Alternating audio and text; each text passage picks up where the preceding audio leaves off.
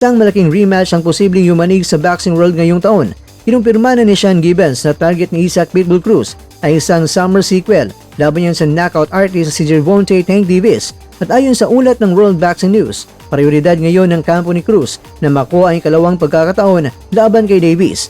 Sa kabila ng mga kinakaharap na legal na issue ni Davis at ang pagkawala ng kanyang WBA title, nananatiling uhaw ang mga fans sa makita kung kaya bang lapay ni Pitbull itong si Gervonta Davis.